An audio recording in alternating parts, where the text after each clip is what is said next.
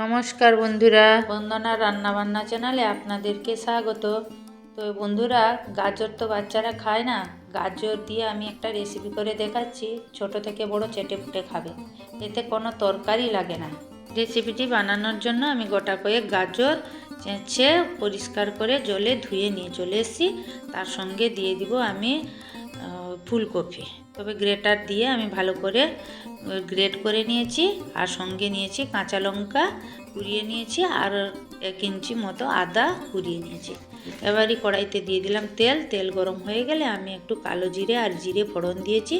সঙ্গে ওই কুচি করা লঙ্কাটা দিয়ে দিলাম, কাঁচা লঙ্কা আর আদাটা একটু সামান্য গন্ধ মরে গেলে আমি সবজিগুলো দিয়ে দেব। তার সঙ্গে দিয়ে দিব নুন আর হলুদ দিয়ে ঢাকা চাপা দিয়ে ওটাকে আমি মিনিট 5 ভেজে নেব। তবে বন্ধুরা, কথা দিচ্ছি, একবার হলেও বানিয়ে খান, দেখবেন ঘরের সবাই পুনরায় কিনে আনতে ইচ্ছা করবে। এই সব সবজি সবসময় খেতে ভালো লাগে না, এইভাবে বানিয়ে খেলে ভালো লাগবে অবশ্যই। তবে আমি ওটা মজে গেলে দিয়ে দিচ্ছি কুড়িয়ে রাখা 1 চামচের মতো নারকেল, আর তার সঙ্গে দিয়ে দিচ্ছি ধনে গুঁড়ো আর জিরে গুঁড়ো, 1 চামচ চিনি দিলাম, এটা স্বাদটা বাড়ানোর জন্য। এটা ভাজা হয়ে গেলে আমি একটা থালায় মেলে ঢেলে ঠান্ডা করে নেব। আর এদিকে আগে থেকে আমি ময়দাটা মেখে রেখেছিলাম, 20 মিনিটের মতো ঢাকা চাপা দিয়ে রেখেছিলাম। আমার দেখুন এইভাবে নরম হয়েছে। আমি তার থেকে লেচি কেটে নেব, দিয়ে লেচিগুলোকে বাটি রাখার শেপ দিয়ে সরাসরি পুর ভরে একটা করে আমি এইভাবে পুর ভরে নেব।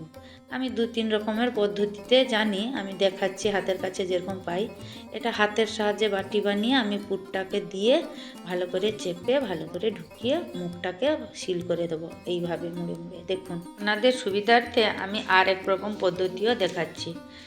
এটি একটি পলিথিন নিব, এই পলিথিনের মধ্যিখানে দিয়ে একটা প্লেন বাটি এরকম যার তলাটা সমান থাকবে চেপে দিলে গোল রুটি হয়ে যাবে।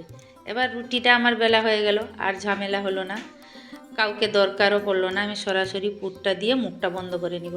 আরেকটা পদ্ধতি করা যায়, চাকি বেলানি দিয়ে বেলে নিলেও রুটির মতো হয়ে গেলে পুর ভরে এরকম করে নেওয়া যায়। হাত দিয়ে আবার গোল করে আমি এরকম পুরটাকে সাজিয়ে নিলাম লেচিগুলোকে।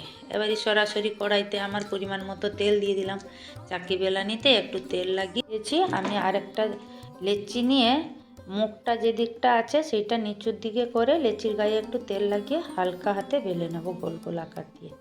আমার যেহেতু লেচিটা বড়, সেই জন্য একটু বড় বড় সাইজের হয়েছে, তবে আপনারা আপনাদের মতন করেও বেলে নেবেন। এবারে তেলের মধ্যে দিয়ে দিলাম, এপাশ ওপাশ করে উল্টে পাল্টে ভেজে নিলাম। হয়ে গেল গাজর ফুলকপির কচুরি। এটি আপনারা আচার, যে কোনো তরকারি, কষা আলুর দম, ঘুগনি, পনির, যে কোনো তরকারির সঙ্গেও খেতে পারেন, আবার খালি মুখেও খাওয়া যায়।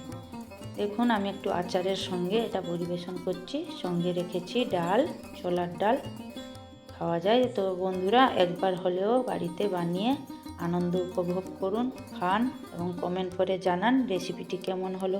ভালো লাগলে লাইক করবেন, শেয়ার করবেন, কমেন্ট করবেন, সাবস্ক্রাইব করবেন, দিয়ে আমার পাশে থাকবেন। ফেসবুক পেজ থেকে দেখলে ফলো করে আমার পাশে থাকবেন। টাটা বন্ধুরা।